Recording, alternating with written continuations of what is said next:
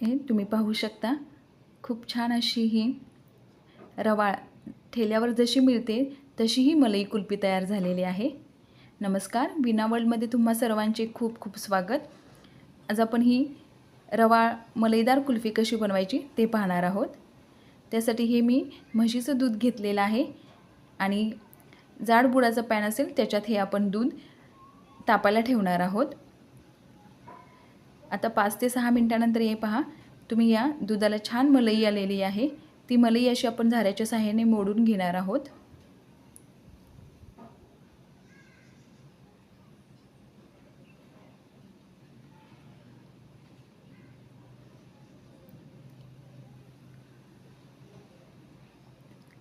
आता मी हे 15 काजू घेतलेले आहेत, 10 ते 15 काजू, आणि ते 2 ते 3 तास भिजत ठेवलेले आणि थोडंसं दूध टाकून त्याची आपण पेस्ट बनवून घेतलेली आहे आणि या दुधामध्ये ती ॲड करायची आहे. आणि आपल्याला हे सतत असं हलवत राहायचं आहे जेणेकरून ते मिडलला पॅनला चिकटू नये, याच्यासाठी ते आपल्याला सतत असं हलवत राहायचं आहे. आणि बाजूला आलेली मलई पण अशी आपण हे झाऱ्याच्या मदतीने काढून घेणार आहोत. याच्यामुळेच आपल्या ह्या कुल्फीला असा रवाळपणा येणार आहे.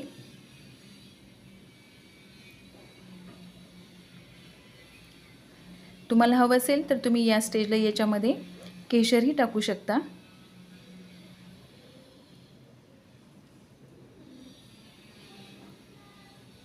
हे आपल्याला सतत असं हलवत राहायचं आहे जेणेकरून ते बेसला लागू नये म्हणून. हे पहा, झाऱ्यावरती जेव्हा आपण हे दूध घेतलं तेव्हा ते किती छान असं त्याला रवाळपणा आलेला आहे. आणि आपल्याला हे सतत बाजूची मलई काढत असं हे दाटसर असं हे बनवून घ्यायचं आहे. गॅसची फ्लेम मीडियमच आहे.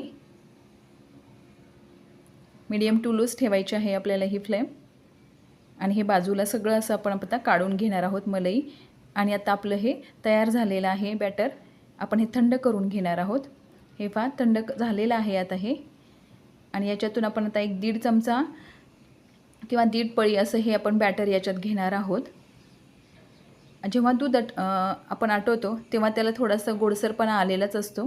आणि याच्यामध्ये हे नाश्त्याचे 2.5 चमचे मी गूळ घेतलेला आहे आणि वेलची पावडर आणि जायफळ पावडर पण टाकलेली आहे. आणि याची आपण आता हे मिक्सरला वाटून घेणार आहोत. हे पहा, गुळामुळेच याला आपण जशी ठेल्यावर कुल्फी मिळते तसा कलर येणार आहे.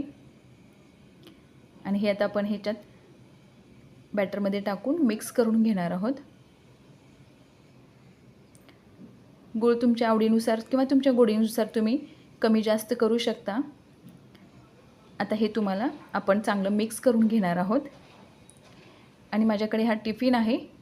या टिफिनमध्ये मी हे बॅटर किंवा ही कुल्फी सेट होण्यासाठी मी ठेवणार आहे.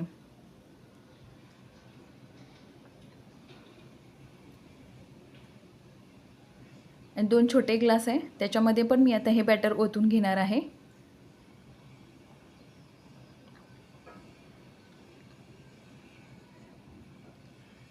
आता याला मी हे प्लास्टिकची एक बॅग लावून घेणार आहे जेणेकरून याच्यामध्ये आईस क्रिस्टल तयार होणार नाहीत. याच्यासाठी आपल्याला हे प्लास्टिकच्या बॅगने चांगलं कवर करून घ्यायचं आहे.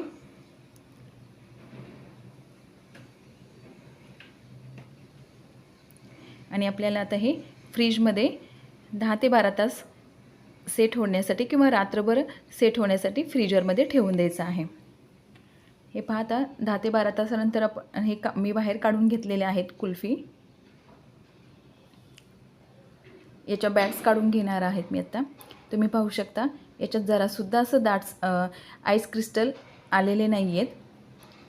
आणि 10 ते 12 सेकंदासाठी असे आपल्याला हे पाण्यामध्ये, रूम टेम्परेचरचं पाणी आहे त्याच्यामध्ये हे ग्लास ठेवून घ्यायचे आहेत जेणेकरून ही कुल्फी अलगद निघली जाईल. आता याच्यामध्ये मी ही स्टिक एक रोवून घेते आहे किंवा असं आपल्याला याच्यामध्ये खोवून घ्यायचे आहे. आणि थोडंसं गोल फिरवलं की हे पहा, अशा प्रकारे ही कुल्फी एकदम अलगदपणे बाहेर निघली जाते. आता अशाच प्रकारे त्या ग्लासमध्ये, दुसऱ्या ग्लासमधली ही कुल्फी आपण काढून घेणार आहोत.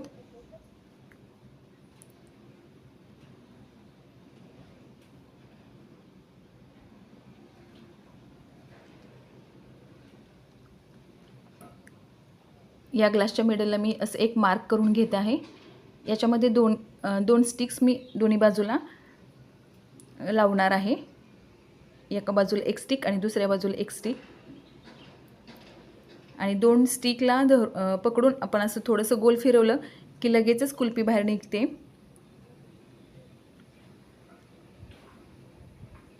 हे पहा, खूप छान रवाळ अशी जशी ठेल्यावर मिळते आणि तशीच ही कुल्फी तयार झालेली आहे. अगदी घरच्या साहित्यामध्ये ही कुल्फी आपण बनवलेली आहे. जरासुद्धा आपण इथे साखरेचा वापर केलेला नाही आहे, मावा नाही आहे, कंडेन्स मिल्क नाही. एकदम हेल्दी अशी ही कुल्फी बनवलेली आहे. या उन्हाळ्यामध्ये तुम्ही नक्कीच ट्राय करा आणि कुल्फी कशी झाली आहे ते पण कमेंट करून सांगायला विसरू नका. रेसिपी पाहिल्याबद्दल धन्यवाद.